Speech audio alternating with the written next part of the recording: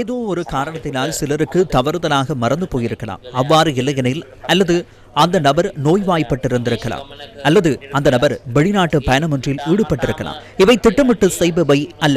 இவ்வாறான ஏதேனும் ஒரு கவனக்குறைவினால் இந்த வரி நிர்வாக செயல்முறையில் இந்த நிபந்தனைகளை நிறைவேற்றாமையை ஒரு குற்றவியல் செயலாக மாற்றுவதற்கான சட்ட விதிகளையும் ஏற்பாடுகளையும் கொண்டு வருவதற்கு அரசாங்கம் நடவடிக்கை மேற்கொண்டுள்ளது. அது அடிப்படை உரிமை மற்றும் மனித உரிமை மீறலாகும் என நாம் நம்புகின்றோம். அதேபோல் இது எவ்வகையிலும் பொருத்தமானதொன்றல்ல.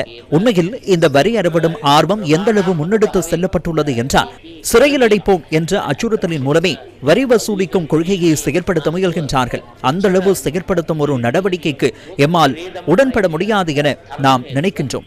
அது ஜனநாயகத்துக்கு எதிரான ஒன்றாகும். அதே போன்று அது மனித உரிமை மற்றும் அடிப்படை உரிமை மீறலாகும். கட்சியின் பொருளாதார ஆலோசகரான பேராசிரியர் பிரசன்ன பெரேராவுடன் ஐக்கிய மக்கள் சக்தியின் கட்சி தலைமையகத்தில் ஊடகவியலாளர் சந்திப்பொன்றை நடத்தி விளக்கம் அளிப்பதற்கு இணையாகவே எதிர்க்கட்சி தலைவர் இந்த விளக்கத்தை அளித்தார். தற்போதைய மறுசீரமைப்பு மூலம் வரி செலுத்தாமல் தவிர்த்தமை என்பது கவனத்தில் கொள்ளப்பட மாட்டாது.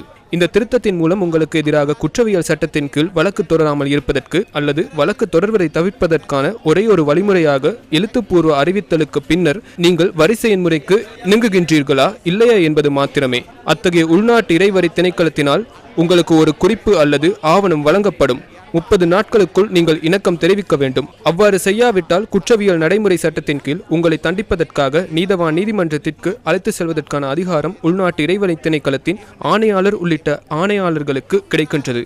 எனவே வரி செலுத்துபவர்களையும் வரி வலைக்குள் சிக்க வைக்க முடியாமல் போனவர்களையும் ஏதோ பயங்கரமான குற்றவாளிகளைப் போல நடத்துவதற்கே இதன் மூலம் முயற்சிக்கப்படுகின்றது.